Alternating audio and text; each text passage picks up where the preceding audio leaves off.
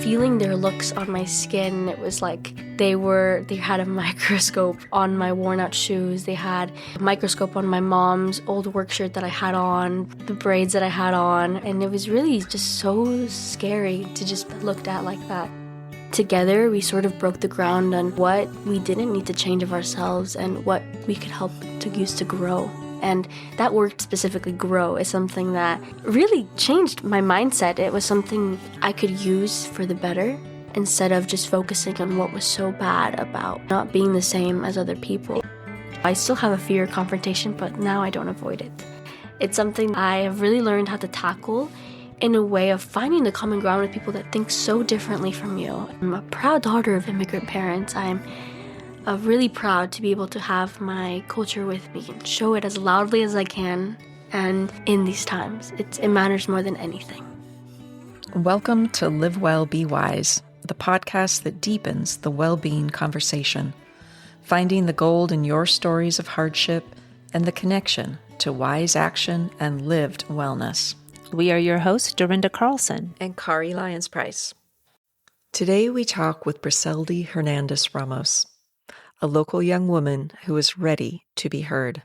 She shares the experience of what it is to walk in worn-out shoes, facing the challenges of growing up in a migrant farm-working family, moving from school to school, never seeing herself in the spaces she was in, trying to find where she belonged in environments of racial bias and prejudice, continually asking herself, what is it to really be me?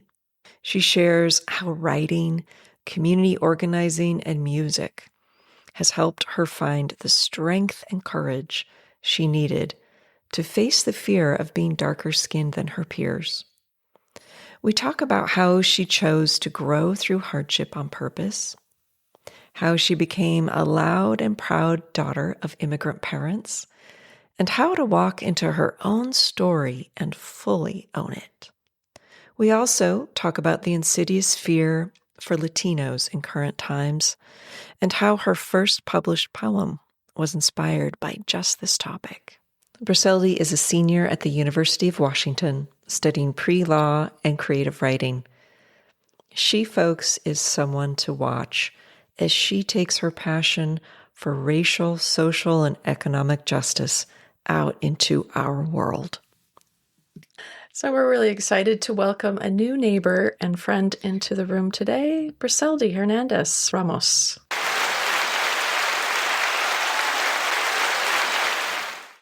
Thank you so much for providing this space. Absolutely. Here on the podcast, we welcome people's stories, maybe just a little bit of an intro to let people know who you are. And I want to start at, what really led me to continue pursuing higher education and into organizing.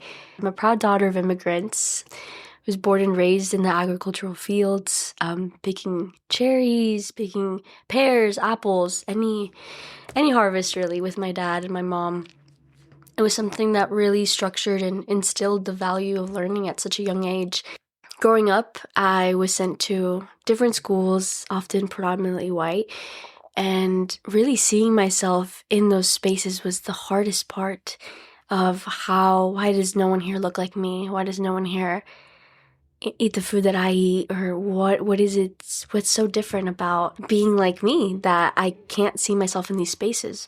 And like the constant moving from changes of my dad getting placed in a different orchard and then us being able to, navigate housing through that. It was something very difficult through the lenses of myself. It was something that I really had to find a sense of belonging for myself rather than it being already there for me. When I first started the 5th grade, it was a very scary feeling. It was a new school, new teacher, new places that I never knew and that I could hopefully see myself in. And during lunch, the first day of school, I was so scared that I would have no one to sit next to. And in that class period, there was this nice girl. She sat next to me, and I asked her, like, can I sit with you during lunch? And she was like, yeah, sure, like, just find me during lunch. And during lunch, we would have these round tables in, the common area. There was exactly one seat left. And I was like, okay, I'm going to grab that seat. I'm so excited. This is going to be so different. Like, I'm finally going to be able to see myself in these spaces. I sat down and everyone at the table, kept talking with their own conversations. And I was just trying to find myself so hard inside these conversations. Like, what are they talking about? What does it mean to have these things at home? Or what does it mean to be able to really just belong? And I immersed myself into one conversation, and all of a sudden everybody stopped talking. And it was like, oh my gosh, maybe I don't know the rules of friendship. Maybe I did something wrong. And they all turned around and they were starting to like observe me, such as more so a thing on the wall that was out of the ordinary, that was not supposed to really be there. And feeling their looks on my skin, it was like they had a microscope on my worn out shoes. They had a microscope on my mom's old work shirt that I had on, the braids that I had on. And it was really just so scary to just be looked at like that. And after that, they continued on with their conversations, but another girl continued to talk to me, and she was just asking me, like, why do you wear that? Or why do you do your hair like that? Or what is it why do you, seem that way? And I didn't really know how to respond to this as a fifth grader. I just was trying to think of a good response. I'm like, what does she want me to say rather than what do I want to say? And I just responded with like, oh, like, this is what my mom bought me. Like, my mom always does my hair in braids. Like, it's a very common hairstyle in Mexico.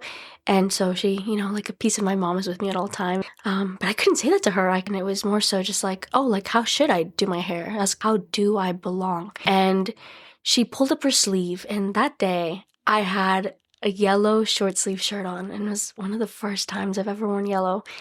And she pulled up her sleeve and she started putting her arm next to mine, highlighted like the difference in our skin tones. And I was like, maybe this is normal. Maybe this is how people become friends. And she was like, well, like, look, we're different. Like, we have different skin colors. I was just, okay, like, how can I be like you? And essentially she was like, do you know what foundation is? And I was like, no, I don't know what that is. I really don't know what that is. And after that, lunch ended, and it was just more so of me wondering what foundation was and how could that help me, become their like friends. And so I went home and I dove into my sister's cosmetics after doing a little bit of research on my iPod. And I saw what foundation was. And at the time, I was very, very dark-skinned. My sister, she was, very fairly light. And so there was a very big difference in our skin colors. And so I put on the foundation. I looked so scary, but I decided to take a leap of faith and just put it on in hopes of being wanted in those spaces. Yeah. And, the next day I put it on before school, woke up at 6 a.m., making sure my sister didn't see that I dove into her cosmetics. And I walked to school and I went to my fifth grade class. And a lot of people had already known each other. They had already been talking to each other. But there was one specific kid that didn't talk to anyone else like me. And his name is Gary. And he was very quiet, very much like me. And I was like, maybe he knows something that I don't know, that I can ask him about how to really belong and how to feel comfortable being alone. As it was evident that the cosmetics didn't work. And it still left me feeling so unwanted in those spaces. And I kept putting on, weeks passed, months passed, I kept putting on foundation that was so much not my skin color. It was very light, very bright. And one day, Gary came up to me and he was like, why do you look so different? And I looked at him and I was like, oh, well, I'm trying to, make friends. Like, do you not want to make friends? And he was like, I do, but not like that. And hearing that line, it was something so powerful. Like, how come he's so comfortable, not having the need to feel wanted, but I do. And I thought about it so long. I, continued putting on foundation and still had no friends. And I would talk to my mom about it and be like, why is it? Maybe it's because we move so much. Maybe it's because I can't spend so long in a place that I can really immerse myself with these people and find myself in these spaces. But my mom simply told me that it's not something that you can necessarily have the key of. It's more so something that you have to make yourself. And after hearing that and, taking it in, and it took me a long time to process what she actually meant by that as a fifth grader. Well, yeah, for sure. Yeah.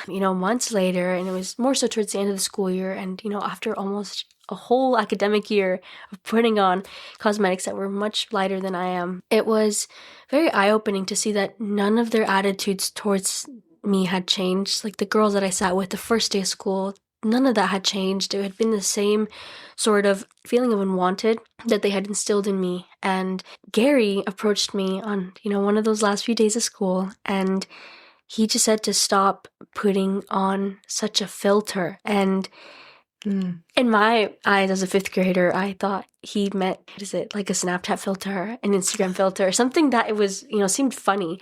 And I was like, what do you mean? Like, I have an iPod, like it doesn't have those features. And he was looking at me like I was like, wow, like I don't know what you think I'm talking about, but he was just talking to me more, really looking at myself and wanting to be myself in these spaces. And after that, he moved away and I never saw him again, but it was something that I carry really deeply, that those words that he never spoke up, someone that never spoke in classes ever, wanted to speak to me because of, he felt that I didn't need to do what I was doing. And that's what made him speak. And after that, I stopped wearing such heavy foundation. I stopped doing all these things to make me fit in.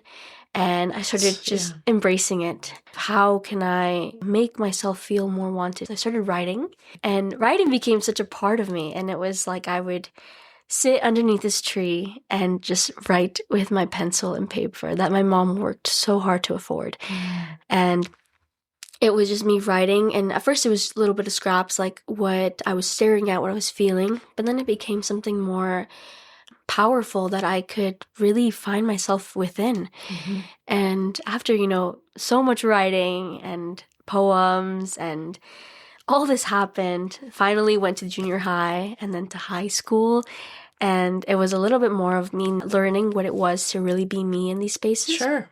Yeah. And the schools became less predominantly white. It became more, you could see, multiracial people. And it was something very powerful for me. It was something that I could like, Of maybe course. these people are, also learning how to be themselves. What inspired you to write? It was not something that I had ever thought of. In school growing up, I was never really good at anything that I thought I was. And how terrible could I be with a pencil and paper? And thinking about that, like, I can't produce anything that bad. And if I can, it's in my own power to rip up. And it was something that, I really felt that I had the power of holding and, tearing whenever I felt like it. And just having that just gave me a sense of knowing what I could do and what was in my power to end. That's beautiful.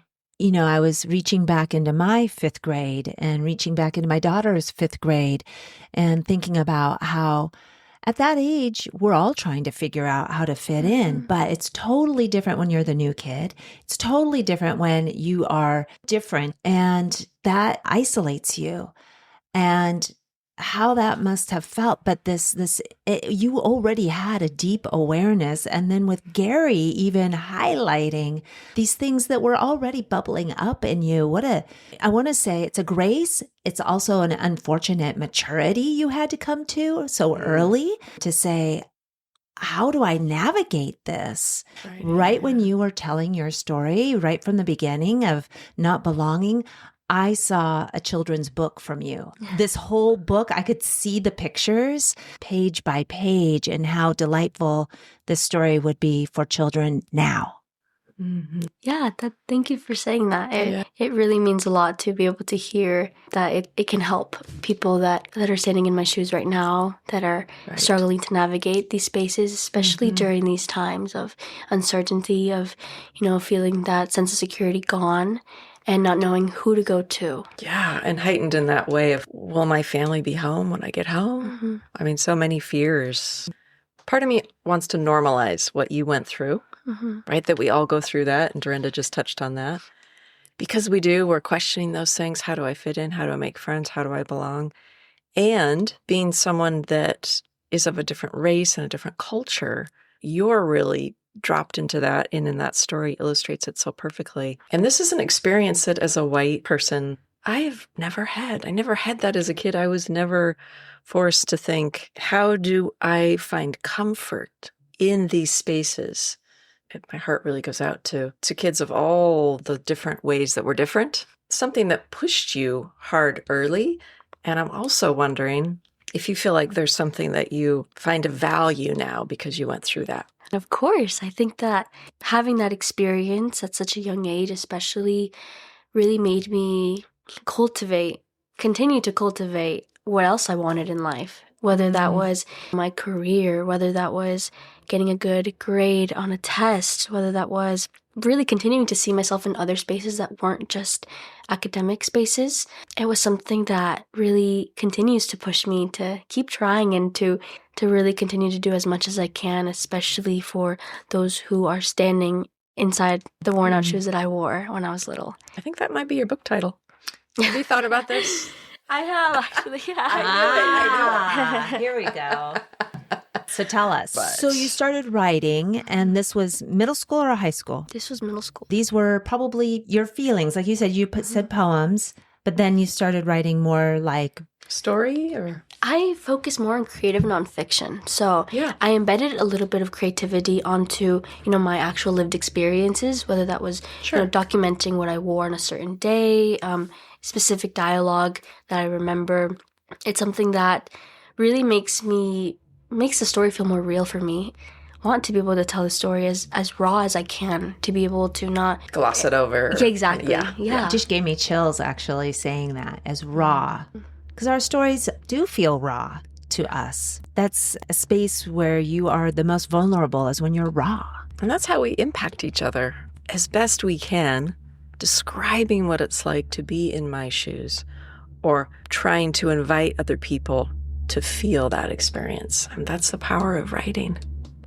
I mean, maybe you've found some compassion for yourself in writing from that little girl that didn't belong. But I would hope your stories, when they're shared, if they've been shared, we'll learn more about that they grow compassion from others about your story. Yeah, I had my first published poem in the literary journal called Clamor. One of them is in the hardcover, another one is in a digital version.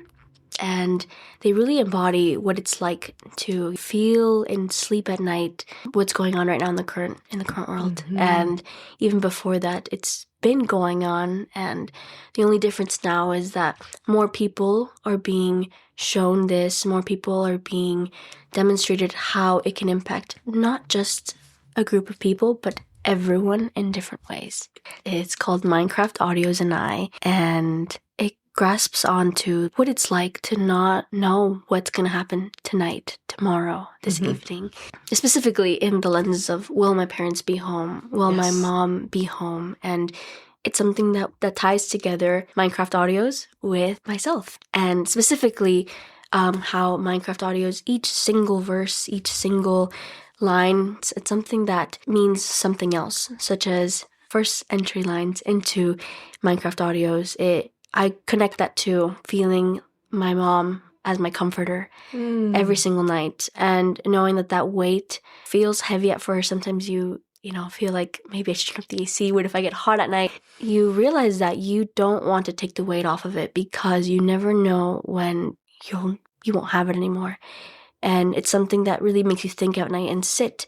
And through listening Minecraft Audios, it's something that makes you feel more centered, makes you feel at home, and connects you to bigger things of how to continue empowering one another to hold on to hope. And not only that, but how do you organize to continue pushing for racial, social, and economical change? First of all, I have to admit something.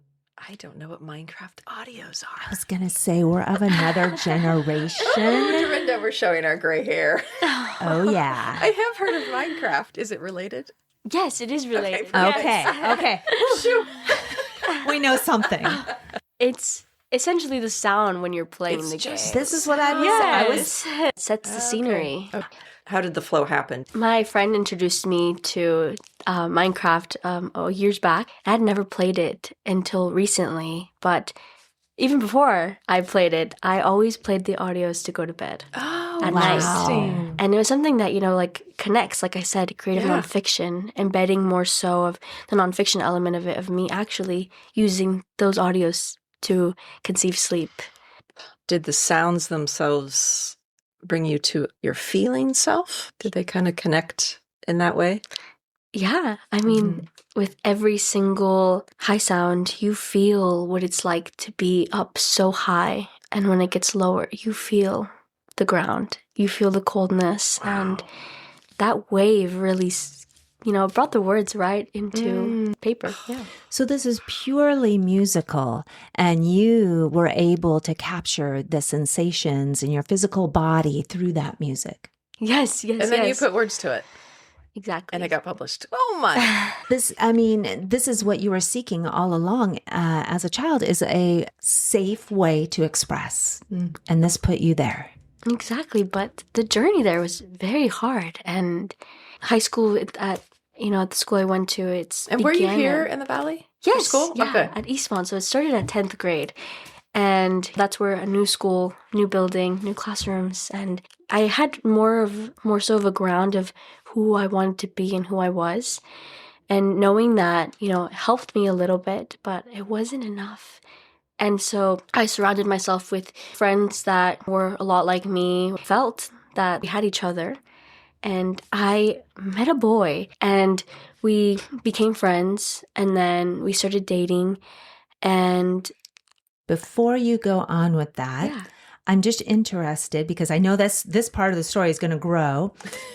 But with that group of friends that you felt safe with, was there time and space to discuss these other feelings, or it was you were just safe, so I'm safe and I'm good with just being with them on a day-to-day? Or did you all confess to each other of the childhood? Talk about how difficult it was. Yeah, to find the challenges of moving, the challenges of being different, quote unquote. Yeah, not to all of them. That would require a lot of vulnerability at the time, and I did not have it. As a teenager, But yes, I spoke to one of my close friends, Esty. She really saw herself through the lenses of what I described to her. And together we sort of broke the ground on, what we didn't need to change of ourselves and what we could help to use to grow. And that word specifically, grow, is something that really changed my mindset. It was something that I could use for the better, instead of just focusing on what was so bad about, not being the same as other people. It gave you hope. Exactly. And the word in Spanish for grow? Crecer. Crecer. So you met a boy. I met started a boy. dating. Dun, Dun, dun. dun, Dun, dun. yes. I met a boy chapter. We began talking, and I started dyeing my hair, and I don't think either of you would recognize me if I still looked like what I looked like back then. We all go through stages. Was it lighter? It was orange. Darker. It was Orange. Yes, it was bright orange hair. I wore a lot more cosmetics. Did not match my skin tone. I don't know. I think I'm trying to be so artificial, trying to create something that I never had unknowingly. And, with that boyfriend, he only added on to that with, I think brunettes are boring. I think that it's really cool when you have colored hair. And hearing that and really learning to create this for myself, it just made me go a direction that I never really willingly wanted to go through. And being body shamed by his friends and himself, it was something that I viewed as normal, not having a boyfriend before. I did not know. I did not know that was not normal. They were supposed to, treat be nice? me nicely, with kindness. That's tragic.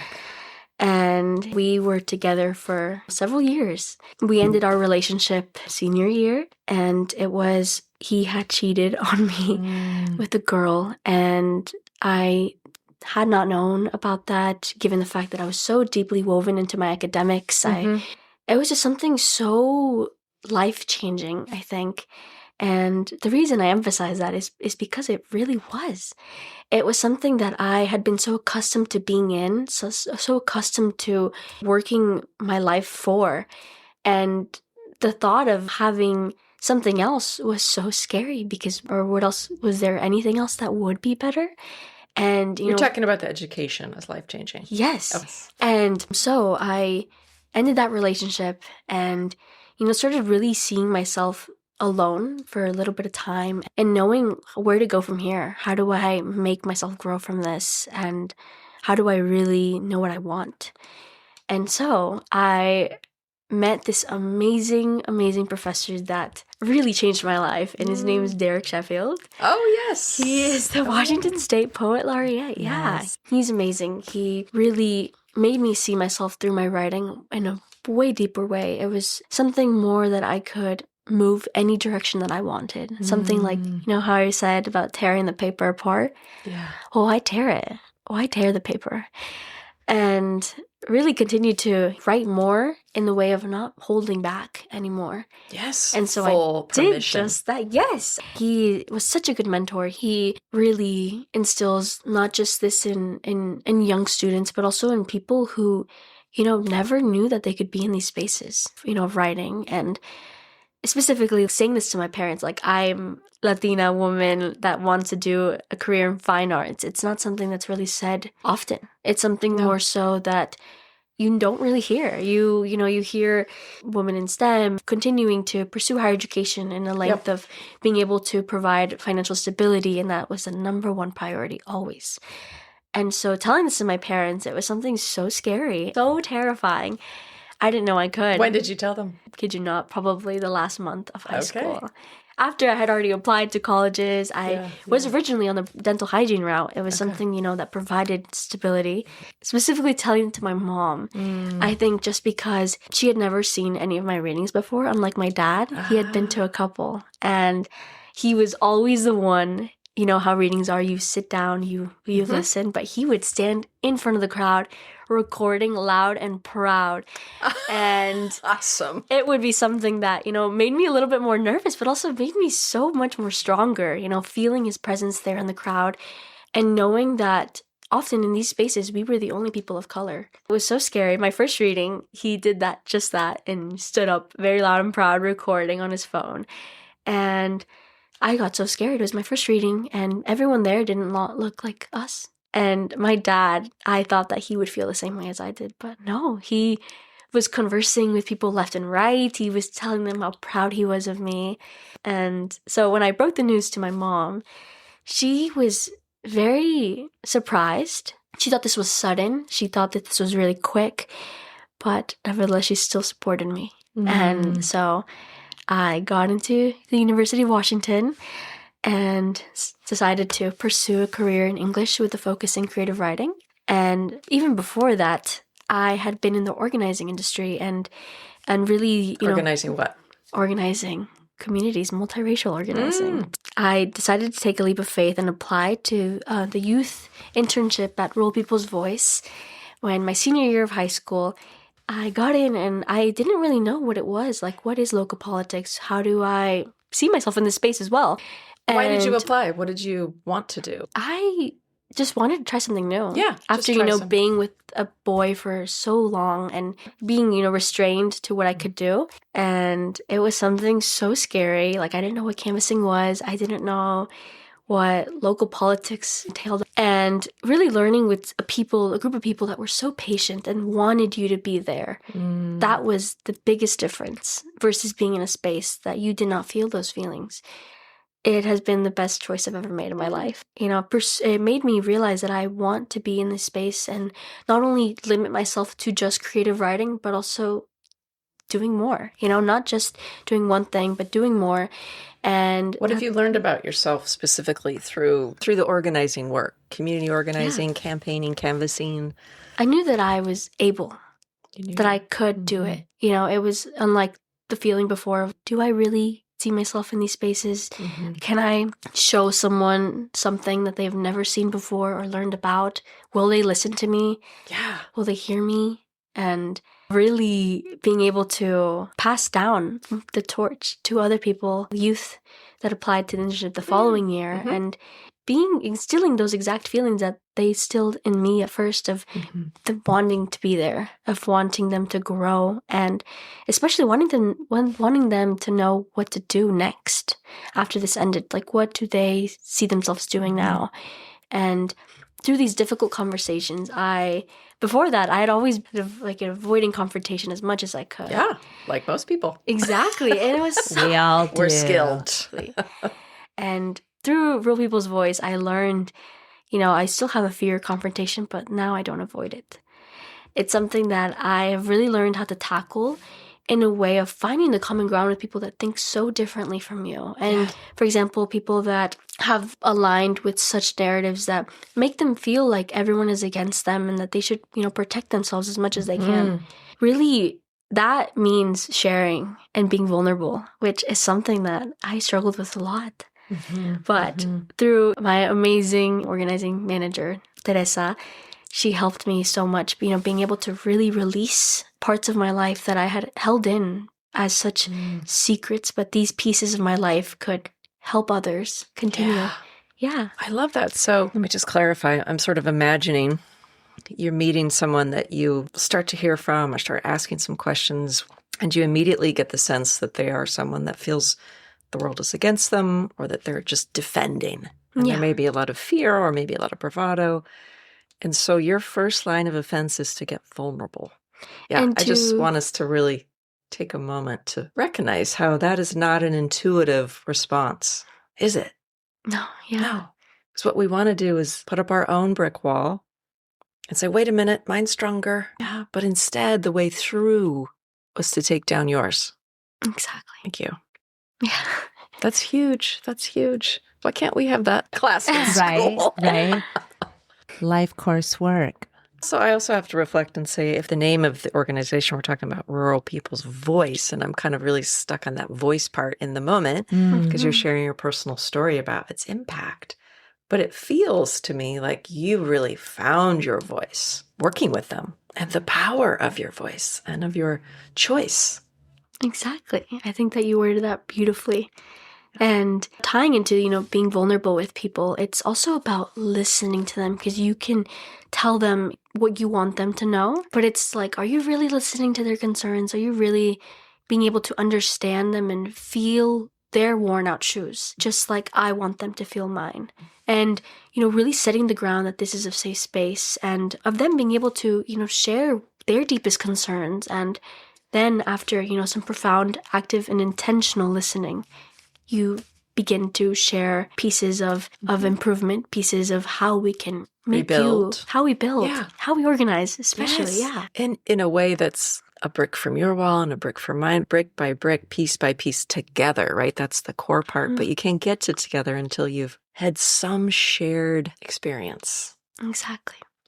Did you ever see yourself as a role model? When I was younger, definitely not. But right now, in this space, after getting through all these challenges and barriers, I do. I really do. And that I'm a proud daughter of immigrant parents. I'm really proud to be able to have my culture with me and show it as loudly as I can. And in these times, it matters more than anything. How do you think, knowing all of these beautiful strengths and parts of yourself, the person that you are now, how do you think all of that helps you live a good life or impacts your wellness?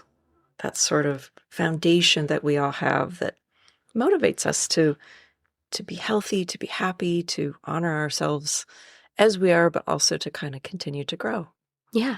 I think a bigger thing that ties into that is also like, how do you find your own happiness during times that everything is against you, or you feel everything is against you? And for me, after, navigating a breakup, after navigating these things that really took a toll on my life, it became more of a choice of, how do you want to get better? Do you want to continue growing, or are you going to wait until this lesson continues repeating itself until you learn? And for me, that took some self-awareness. Yeah, I was going to say, where did that come from? Because I like 17 or I was going to say, I didn't get that till much later. Because you're all of, very young. And yeah, it would take a lot to happen in your life to have that awareness, I feel. So these challenges really, I guess, turned a switch in you at some point to think, yeah, I don't want this to continue. I don't want to live like that. Can you talk more about that? After really learning about what it meant for me to continue creating that sense of belonging for myself, it was more so of like me making myself sad through writing, pieces of my life that really shaped me, but also seeing the growth aspect of it and how I could foster that into now and other spaces as well. I just want to say, I feel that you still continued to go a path. You were already there, it sounds like, acquiring like, oh, there's more. Oh, there's more. So you always saw more. Yeah, so really seeing more at the end of the line, because even though all these hardships really were there, it was more so of what is a line for me that I want to make for myself. And like I said, growing up in the agricultural fields, like the value of learning was instilled at a very young age. And knowing that that's what I'm here to do, I'm here to continue receiving an education, pursuing higher education, not just for myself, but for everyone that made all these sacrifices to come here for me to have this opportunity that I cannot let go of, no matter what comes in my way. Do you feel sometimes that as a lot of pressure too? Because I could see it can be both, right? Yeah. Right now in college, Yeah, it's your senior year, right? Senior year, yeah. It's been very, very hectic. I have right now 7 jobs. Excuse me? Yeah, how does that work? It's very intense, but really it comes from the ground of me wanting to do as much as I can with, the youth that I have, the energy that I have right now that I cannot take for granted later. So where's the balance? Let's go back to the wellness. I was going to say, let's go back to the wellness. And finding your own happiness. You mentioned that. So now that you've gone through some hardships, you're still very much so alive, as you just mentioned, the youthfulness. There will be continuing hardships. That's what life is. Yeah. So how do you balance all that inspiration? But then could be burnout. So what are your tools? I do a lot of writing. Also just being by the water. The water just grants you something that nothing else can. That melted me. That's like my perfect day. Eating a bagel from Toasted. It's delicious. Where do you go down to the water in Seattle? Oh, I love going to Golden Gardens Beach. Really being able to find time to do that is hard. Yeah, I bet. Very hard, but it's something that you have to make it because you want it. What else? Music is a big part of it. I was going to say, is the Minecraft audio still really kind of relax you or bring you peace or? Yes, specifically listening to the background audios of movies that have had such a profound impact on my life, such as, Bajo la misma luna. That is a film based on the journey of a kid traveling from Mexico to California to find his mom. And listening to those audios, it makes me remember why this matters so much. And it's okay to take a break every once in a while and to really sit with yourself, what you want to continue to become and how to get there. Because that's a process that it doesn't come overnight of like, oh yeah, I get there in 3 steps. Like it's a very long, detailed list. And I love lists, so it makes it a little bit more fun. So does that makes you comfortable? You like having lists so that it's laid out. Yeah, because you are an organizer. You like staying organized. Exactly. I love lists. I love my Google Calendar as well as my planner. Where's one area where you feel like you're still growing in terms of wellness or your person? I think accepting love is something that's very, very hard. Given big heartbreak, it's something that you don't really prioritize after that. It's something that's like, okay, that can wait. Are you practicing? I am practicing, yes. Good. I make sure to spend more time with my friends, make sure to also just make time for what makes me feel like I'm being loved. Also would like to touch on, you feel like you have a lot of love from your family. And I mean, I got that with you saying, feeling that music as your mother. So that is probably always consistent there with you. Yeah? Exactly, yeah. I feel my parents through almost every single background song of a movie. And it's in different ways. It can be a challenging memory that comes to my mind. It can be something that brings me hope. But overall, it always instills a bit of growth. I just want to acknowledge how wise it is at your young age to recognize it's hard to receive love. Even just starting there, I think so many of us in our culture, in our fast-paced world, and how somewhat obsessed we can get around being liked or accepted or loved or being in relationship, even if it's friendships. Sometimes we give so much of our energy out in that way that we don't have much time to reflect and say, oh, where are my roadblocks with friends or in intimate relationships? So to understand that you're working on receiving love, I don't think that's something I acknowledged till I was in my 30s. So congratulations. That effort will not be wasted, Briseldy. I hope And so. awareness. I think I'm going to put a Google alert on my calendar for spend time thinking about receiving love. How do I do it? Where can I grow? Something to write about. Something to write Definitely, about. yes. Oh. There we go. Usually we ask, a question to leave our audience, but I think this is a wonderful prompt Beautifully, yes. to use. How would you phrase it if you were giving it directly as a prompt? I think of posing it as a question, like, do they want it? For example, how do you make room for pieces of the puzzle that don't fit? Or that you think don't fit, because everything is often jammed together.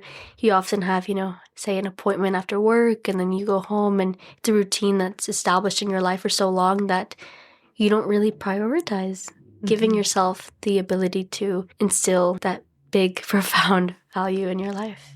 That is love. Yeah.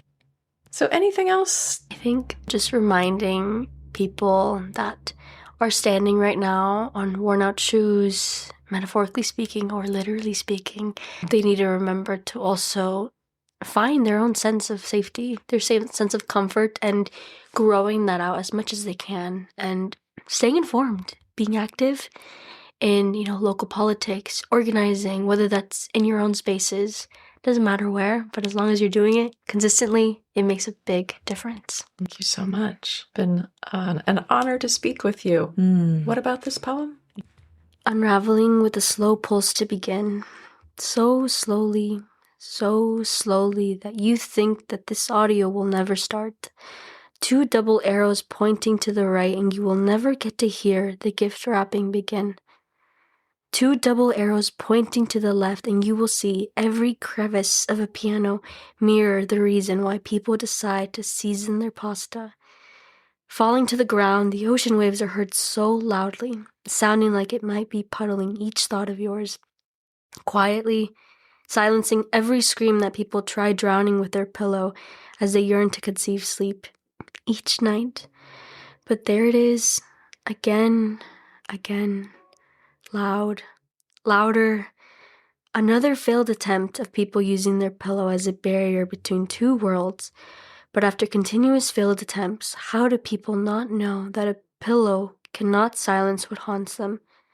Far from the lengths that a Minecraft audio reaches, the piano swinging begins to pick up, fast, faster, slow, faster too. Those screams haunting you resist the urge to scream, becoming silent. Dormant, tucked away in the covers of your bed, you feel your skin glistening, your fingertips finally at ease. Your body releases the tension falling from above those shoulders that have been carrying all of the weight of you living in fear, buried in the panic of Homeland Security placing your immigrant parents in exile. The piano swinging notes are conveying that you can swallow with ease now. Those eyes of yours begin to depuff when a comforter begins to feel like a hug from your mom, protecting you, letting you know that it will all be okay, showing you that the stars will not fall overnight, that the oceans will not rise to drown over you. And you believe it because you feel it to be truth too. I know listening to a Minecraft audio to conceive sleep sounds like swimming in a pool with no water if you do not know how to swim. Until you do, you will be left in the wonder of not knowing what you think you know. Entangle yourself in the questions that entails how a Minecraft audio stitches the fabric that your string and needle cannot patch together, mending the thinness to the thickest fabrics that your needle cannot cut through. Minecraft audio dries paint fast. That paint people use to cover up thumbtack markings. I see people use so many thumbtacks a day. The piano swinging begins running and their heart starts beating slower, and you can finally fall asleep with a quiet mind, thanks to Minecraft audio. What a lovely meditation. Yeah. Wow. Thank you. Keep writing, keep organizing, keep feeling, keep growing. Keep being you. Mm-hmm. Yeah. Thank you so much. Thank you. We'll talk again. Live Well, Be Wise is produced and recorded by Kari Lyons Price and yours truly, Dorinda Carlson. Our music is titled Inside You by Leva, a musician and composer at Lemon Music Studio, who we happily found on pixabay.com. Our circle of sharing has concluded for today, but we'd like to give a great gratitude to you, my friend, for listening, for tuning in, maybe even tapping into that understanding and compassion and the knowing within that tells us we're not alone in our own stories. So maybe you would like to share one of your own, or know a friend or a mentor or a teacher, someone you admire that has an extraordinary and inspirational story. We all have stories. The more we share, the more we know we're not alone. And don't be shy to reach out to connect in other ways, too. Of course, we'd love for you to subscribe and also give feedback. We wouldn't be here without you. We appreciate you. Live well, be wise.